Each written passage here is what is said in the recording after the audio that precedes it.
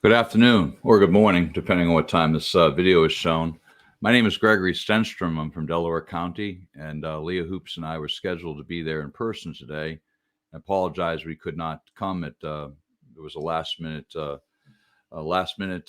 some duties that we had to attend to regarding the election of 2020. But I'm here today to give you a brief update on Delaware County and the election integrity efforts that are ongoing here. The video that we opened with was taken last week, actually a week and a half ago.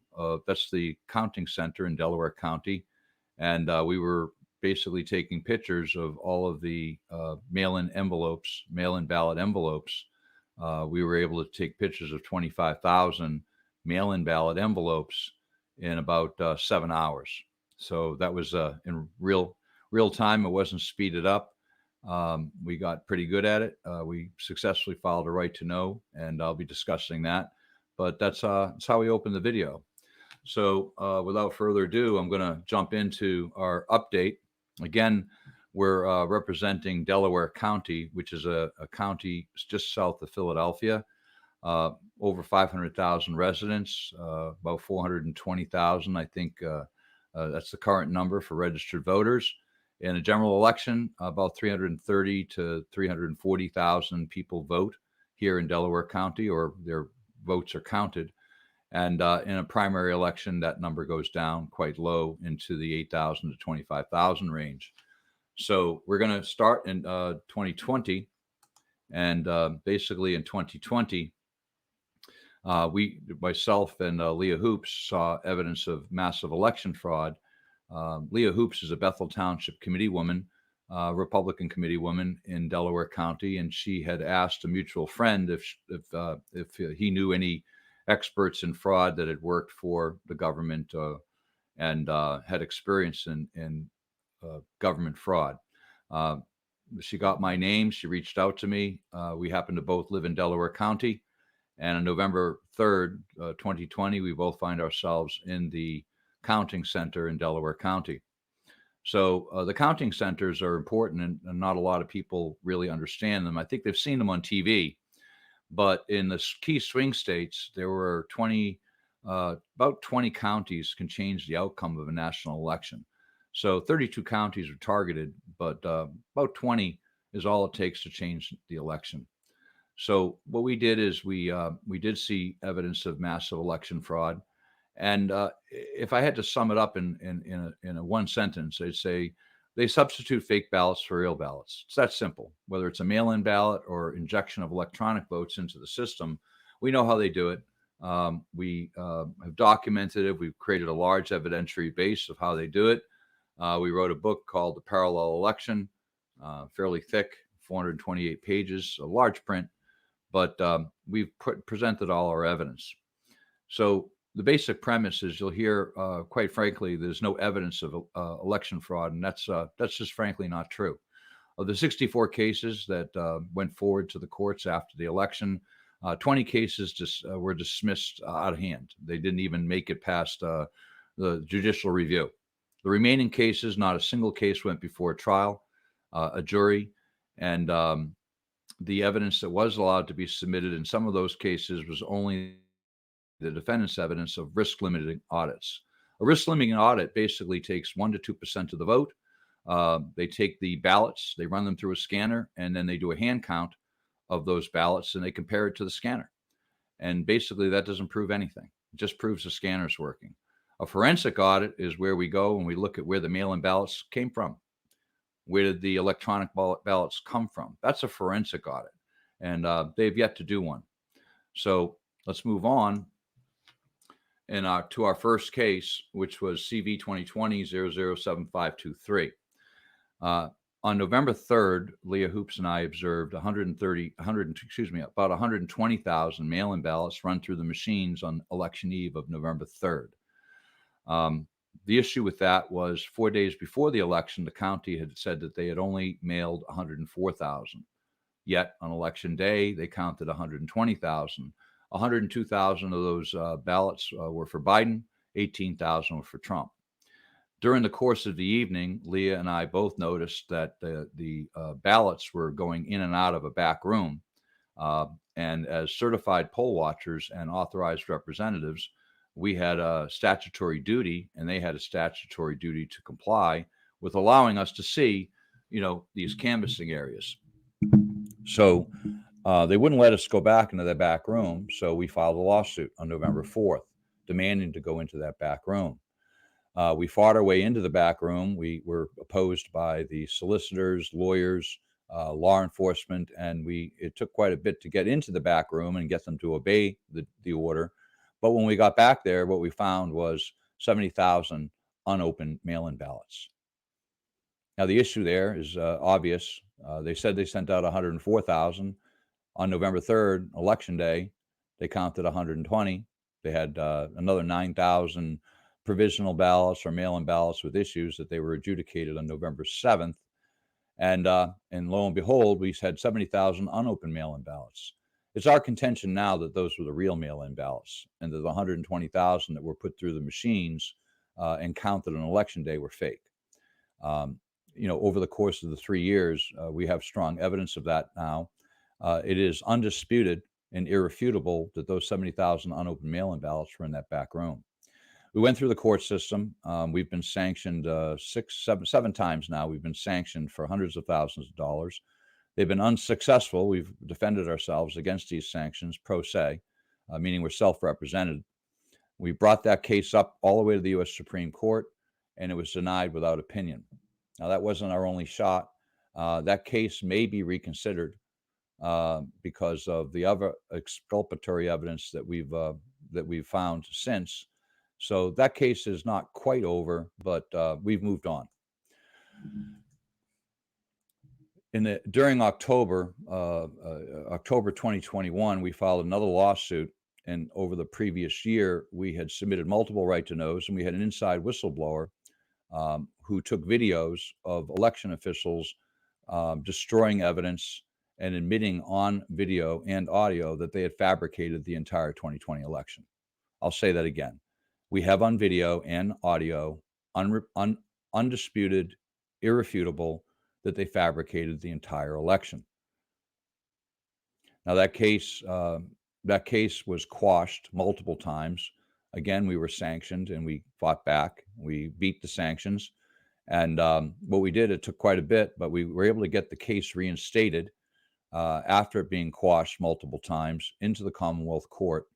And we'll be hearing that case this summer. The Commonwealth Court accepted the case and reinstated it on April 23rd of this year, 2023, a case going back essentially all the way to 2020, but filed in 2021.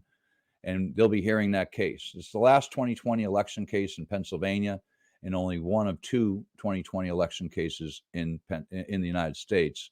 But our intent is to eventually hold people accountable and to prove once and for all that all of the evidence we've collected is definitive.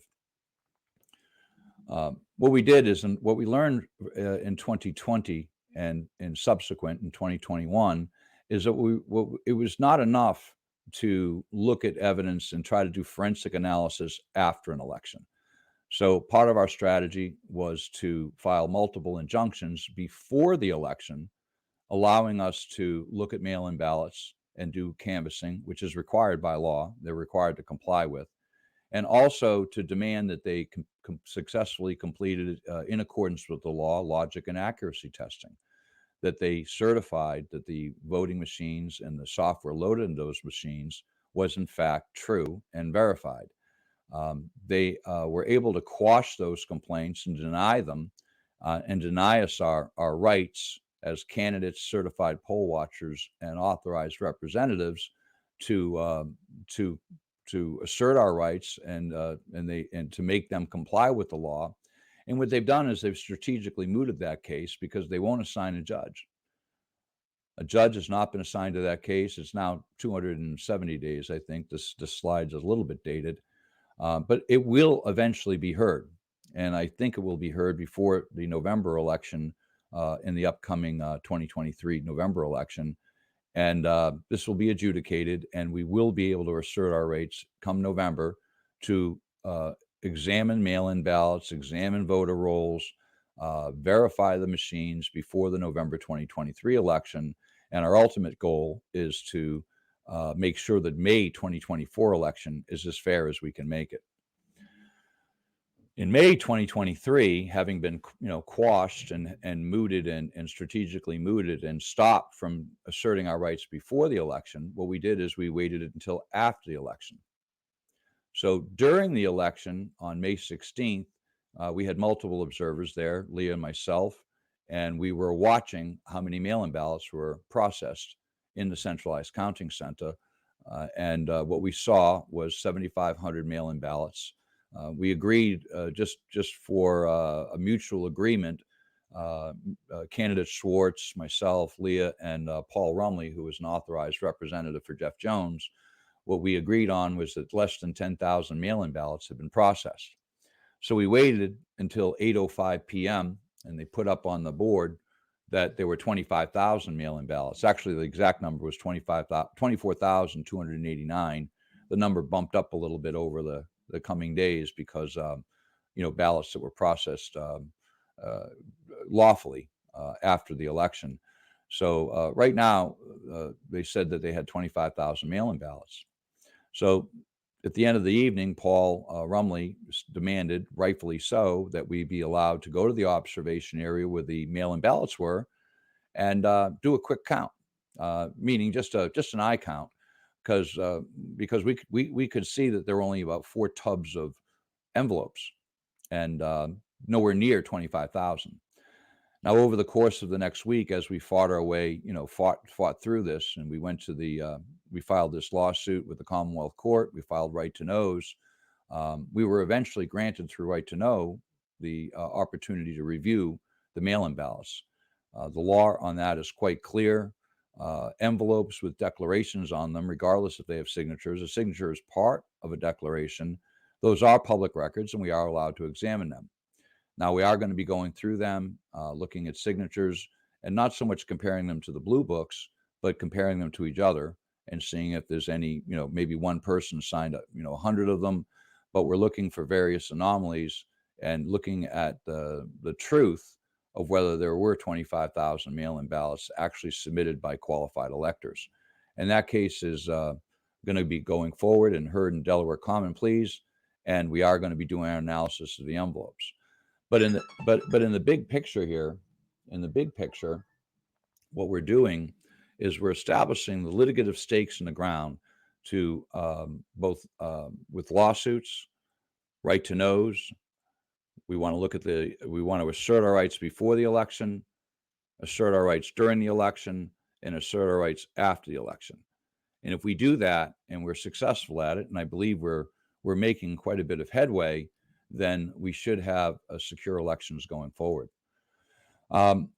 Leah and I have been the subject of defamation lawsuits. We're co-defendants with President Trump, Rudy Giuliani, Newsmax, OAN, Margot Cleveland, and these are lawfare suits. They're meant to suppress us and meant to discourage us from continuing forward. So forgive me. I'm trying to get rid of that. Sorry. So these lawfare suits are meant to punish us and drain us financially, and we're doing our best to fight them.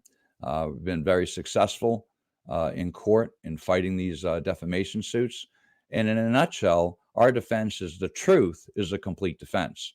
And over the course of the last 2.5 years that we've been fighting in these defamation suits, they have yet to refute a single fact or allegation that we've made, and they have absolutely no evidence that election fraud was not committed. All of the evidence aligns with us. We will be going to trial in Philadelphia. We will probably be going to trial in Delaware County. And as they continue on, we will be doing these defamation suits where more and more evidence will come out.